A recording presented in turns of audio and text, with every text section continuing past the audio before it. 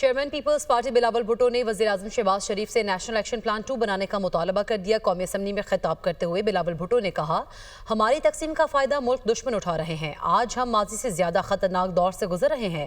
Bloch दहशतगर्द सिर्फ पाकिस्तान की तरक्की का रास्ता रोकना चाहते हैं। ये दहशतगर्द आम शहरियों को क्यों कत्ल करते हैं? बैनुल-अक़वामी क़ुव्वतें दहशतगर्दों के पीछे खड़ी हैं।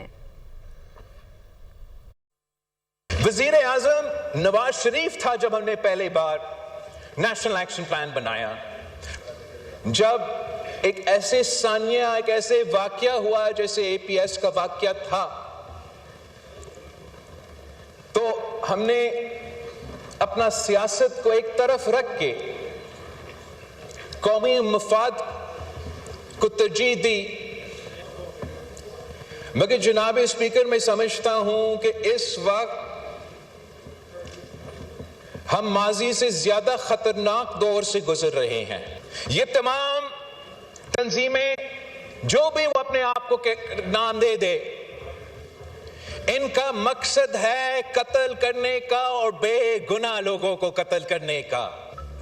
वो खून खराबा करते हैं, वो पाकिस्तान की अवाम की तरक्की का रास्ता रोकना चाहते हैं, और जो बैनुल-अक़वामी क़ुव्वतें उनके पीछे खड़े हैं, उनके लिए फाइनेंशियल सपोर्ट और बाकी लॉजिस्टिकल सपोर्ट भी प्रोवाइड करते हैं। कि जो सदर सरदारी की तकरीर था वो आम सियासी तकरीर नहीं था, कि तकरीर एक नफरत और तकसीम की तकरीर नहीं थी। और दूसरी तरफ कैदी नंबर 804 को रहा करो।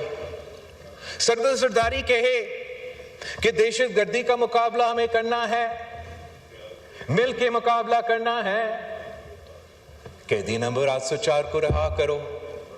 जो तमाम सियासी जमातें इस हॉल में मौजूद हैं, हम एक दूसरे के बारे में जो भी समझे, हम ये मानने कि ये हम सब का दुश्मन वो दहशतगर्द है,